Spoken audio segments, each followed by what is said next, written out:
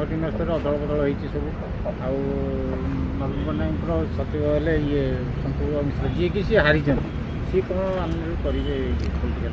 ନା ଦେଖନ୍ତୁ, ନିର୍ବାଚନ ପରାଜୟ ପରେ ଆଶା କରାଯାଉଥିଲା ଯେହେତୁ ନିର୍ବାଚନ ସାଙ୍ଗଠନିକ ଓ ରଣନୀତି ଠିକଣା ଢଙ୍ଗରେ କରିପାରିନଥିବା ଯୋଗୁଁ ବିଜୁ ଜନତା ଦଳର ପରାଜୟ ହୋଇଥିଲା। ତେଣୁ ସେଇ ବା ବିରୋଧୀ ଦଳର ରଣନୀତିକୁ ମୁକାବିଲା କଲା ଭଳି ଠିକଣା ରଣନୀତି କରିବାରେ ବିଫଳ ଯେହେତୁ ହୋଇଥିଲେ ଯେଉଁମାନେ ମଙ୍ଗ ଧରୁଥିଲେ, ସେଇଥିପାଇଁ ଆଶା କରାଯାଉଥିଲା ଯେ ବିଜୁ ଜନତା ଦଳର ସାଙ୍ଗଠନିକ ପରିବର୍ତ୍ତନ ହେବ, ଦଳରେ ପୁନର୍ବିନ୍ୟାସ ହେବ, ଆଉ ରଥଯାତ୍ରା ପରେ ହେବ ବୋଲି ମୁଁ ପୂର୍ବରୁ କହିଥିଲି। ରଥଯାତ୍ରା ଦିନ ହିଁ ସେମାନେ ବିଧିବଦ୍ଧ ଭାବରେ ତାଙ୍କର ଯେଉଁ ପୂର୍ବ ଯେଉଁ କମିଟିଟା ଥିଲା ରାଜ୍ୟ କମିଟି ସେଟାକୁ ଭାଙ୍ଗିଛନ୍ତି। ଭାଙ୍ଗିକିରି ସେମାନେ ଗୋଟେ 14 ଜଣିଆ ମୁଖପାତ୍ର କମିଟି କରିଛନ୍ତି, ଆଉ ଜାତୀୟ ମୁଖପାତ୍ର ମଧ୍ୟ ନିଯୁକ୍ତ କରିଛନ୍ତି। ତା ସହିତ ସନ୍ତୃପ୍ତ ମିଶ୍ର ଯିଏକି କର୍ପୋରେଟ୍ ଜଗତରୁ ରାଜନୀତିକୁ ଆସିକରି କଟକରେ ସାଂସଦ ଲଢ଼ିଥିଲେ ଓ ପରାଜୟ ବରଣ କରିଛନ୍ତି, ତାଙ୍କୁ ନବୀନ ବାବୁ ତାଙ୍କର ବିଜୁ ଜନତା ଦଳ ସଭାପତିଙ୍କ ରାଜନୈତିକ ସଚିବ ଭାବେ ନିଯୁକ୍ତି ଦେଇଛନ୍ତି। ତେଣୁ ଖୁବ୍ ଶୁଣନ୍ତୁ, ପଲିଟିକାଲ ସେକ୍ରେଟାରୀ ଯିଏ ହୁଅନ୍ତି ସିଏ ନିହାତି ଭାବରେ ସମ୍ପୃକ୍ତ ନେତାଙ୍କର ସହିତ ଓତପ୍ରୋତ ଭାବରେ ଜଡ଼ିତ ହୋଇଥିବା ବ୍ୟକ୍ତି ହେଲେ ଭଲ ହୁଅନ୍ତି। ପ୍ରାୟତଃ ସମସ୍ତେ ନିଜ ନିଜର ବିଶ୍ୱସ୍ତ ଲୋକ ଯେଉଁମାନେ ନିଜ ତାଙ୍କ ସହିତ ତାଙ୍କର ନୀତି, ତାଙ୍କର କାମ, ତାଙ୍କର ସମସ୍ତ A to Z ବିଷୟରେ ଅବଗତ ରହନ୍ତି, ତାଙ୍କର ଅତ୍ୟନ୍ତ ବିଶ୍ୱସ୍ତ ହୋଇକରି କାର୍ଯ୍ୟ କରନ୍ତି। ସେଇଭଳି ଲୋକଙ୍କୁ ତ ପୁରୁକା ଲୋକକୁ ବା ଅତି ପ୍ରିୟ ଲୋକଙ୍କୁ କରାଯାଏ। କିନ୍ତୁ ଯେହେତୁ ସନ୍ତୃପ୍ତ ମିଶ୍ରଙ୍କର ରାଜନୈତିକ ଅଭିଜ୍ଞତା କିଛି ନାହିଁ, ସନ୍ତୃପ୍ତ ମିଶ୍ର ସିଧା ଆସିଲେ ନିର୍ବାଚନ ଲଢ଼ିଲେ, ନିର୍ବାଚନ ଲଢ଼ିକି ତ ଆଶା କରାଯାଉଥିଲା ସେ ରାଜ୍ୟସଭା ଯିବେ ବୋଲିକିରି, କିନ୍ତୁ ସେ ନିର୍ବାଚନ ଲଢ଼ିଲେ, ନିର୍ବାଚନ ଲଢ଼ିକିରି ପରାଜୟ ବରଣ କଲେ। ସେ ନିଜ ଦମରେ ବି ଲଢ଼ି ନାହାନ୍ତି, ଦଳୀୟ ଦମରେ ଲଢ଼ିକିରି ନିର୍ବାଚନ ମାନେ ପରାଜୟ ବରଣ କରିଛନ୍ତି। କିନ୍ତୁ ସେ ରାଜନୈତିକ ସଚିବ ହେବା, ତାଙ୍କର ଯେହେତୁ କିଛି ରାଜନୈତିକ ଅଭିଜ୍ଞତା ନାହିଁ, ତେଣୁ ତାକୁ ନେଇକରି ନାନାଦି ପ୍ରଶ୍ନ ବି ତାଙ୍କ ଦଳୀୟ ମହଲରୁ ମଧ୍ୟ ଅନେକ ପ୍ରଶ୍ନ କରୁଛନ୍ତି ଯୁବନେତା ଛାତ୍ରନେତାମାନେ। ସନ୍ତୃପ୍ତ ମିଶ୍ରଙ୍କର ସେ ଯେଉଁ ନିଯୁକ୍ତି ପଛରେ କାରଣ କ'ଣ ବୋଲି ମଧ୍ୟ ଲୋକ ପ୍ରଶ୍ନ ପଚାରିବା ଆରମ୍ଭ କଲେଣି। ଓ ତ ଦଳ ଠିକ୍ ଭାବୁଥିବ, ନିଃସନ୍ଦେହ ସନ୍ତୃପ୍ତ ମିଶ୍ର ମାନବ ସମ୍ବଳ ବିଶେଷଜ୍ଞ ଭାବରେ ଭାରତରେ ଯଦି ହାତ ଗଣତି କିଛି ଲୋକ ଅଛନ୍ତି ସେମାନଙ୍କ ଭିତରେ ସନ୍ତୃପ୍ତ ମିଶ୍ର ଅନ୍ୟତମ।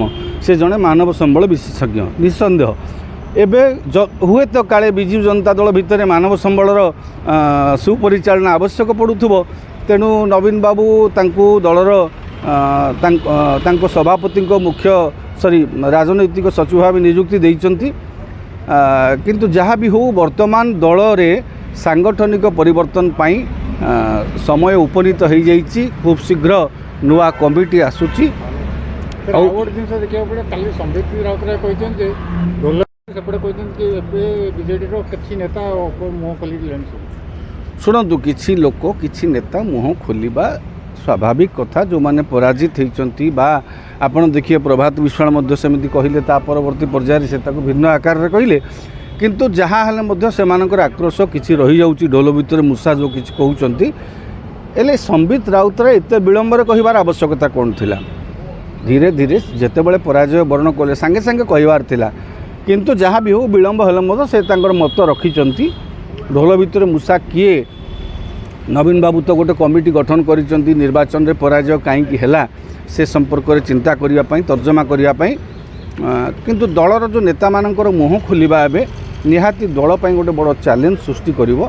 ଆଗାମୀ ଦିନରେ ସମସ୍ତଙ୍କୁ ସାଙ୍ଗରେ ନେଇକରି ବିଜୁ ଜନତା ଦଳ କେମିତି ଆଗକୁ ଯିବ, ଆଗକୁ ଯେଉଁ ରହିଛି ସବୁ ଚ୍ୟାଲେଞ୍ଜେସ୍, କାରଣ ଦଳକୁ ଏକାଠି ରଖିକିରି ଦଳର ଭୋଟ ହାର ଆପଣଙ୍କର ଦେଖିବେ ବିଜୁ ଜନତା ଦଳ ବିଜେପି ଠାରୁ ଅଧିକ ଭୋଟ ପାଇଛି, କିନ୍ତୁ ଆସନ କମ୍ ପାଇଛି।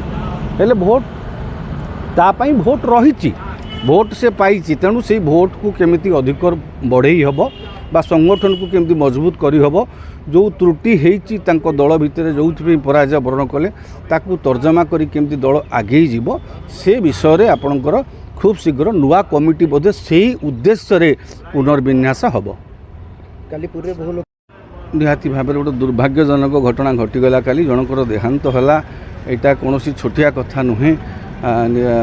ଭିଡ଼ ପରିଚାଳନାରେ ନିହାତି କେଉଁଠି ନା କେଉଁଠି ଗୋଟେ ତ୍ରୁଟି ରହିଛି। ତ୍ରୁଟି ଆମେ ଅବଶ୍ୟ ଏତେ ବଡ଼ ଏତେ ଭିଡ଼କୁ ଆମେ ଜାଣିଛେ ରଥଯାତ୍ରାରେ ଏତେ ପରିମାଣରେ ଭିଡ଼ ହେବ। ଆଉ ଏଇଥର ଯେଉଁଭଳି ଭାବରେ ରଥଯାତ୍ରାରେ ରାଜନୈତିକ ନେତାମାନଙ୍କର ସବୁ ବିଭିନ୍ନ ଦଳର ରାଜନୈତିକ ନେତାମାନଙ୍କର ଯେଉଁଭଳି ଭାବରେ ସମାବେଶ ହେଲା, ଭିଡ଼ ହେଲା, ଆଉ ଦଳୀୟ କର୍ମୀମାନଙ୍କର ବି ଭିଡ଼ ହେଲା, ପୂର୍ବାପେକ୍ଷା ଏଥର ଭିଡ଼ଟା ଟିକେ ଅଧିକ ସେଇ ରଥ ପାଖାପାଖି ଅଞ୍ଚଳରେ ଅଧିକ ହେଲା। କାହାକୁ ଆମେ ସମାଲୋଚନା କରିବାନି, କିନ୍ତୁ କେଉଁଠି ନା କେଉଁଠି ଗୋଟେ ଭିଡ଼ ପରିଚାଳନାରେ ପ୍ରଶାସନର ବା ପୋଲିସର କେଉଁଠି ଗୋଟେ ସାମାନ୍ୟ ତ୍ରୁଟି ରହିଯାଇଛି, ତେଣୁ ଗୋଟେ ଜୀବନ ଚାଲିଗଲା। ନିହାତି ଭାବରେ ଏଇଟା ଗୋଟେ ଦୁର୍ଭାଗ୍ୟଜନକ ଘଟଣା। ପ୍ରଶାସନ ତରଫରୁ ତା ଉପରେ ତର୍ଜମା କରିକିରି କେଉଁଠି ଭୁଲ ରହିଲା, ଭବିଷ୍ୟତ ଦେଖନ୍ତୁ ବାହୁଡ଼ା ବି ହେବ, ତାପରେ ଅନ୍ୟାନ୍ୟ କାର୍ଯ୍ୟକ୍ରମ ବି ଅଛି, ତେଣୁ ଠିକଣା ଢଙ୍ଗରେ କେମିତି ଠାକୁରଙ୍କର ମହାପର୍ବ ସମ୍ପନ୍ନ ହେବ ତା ଦିଗରେ ପ୍ରଶାସନ ନିଶ୍ଚୟ ଯତ୍ନବାନ ହେବ।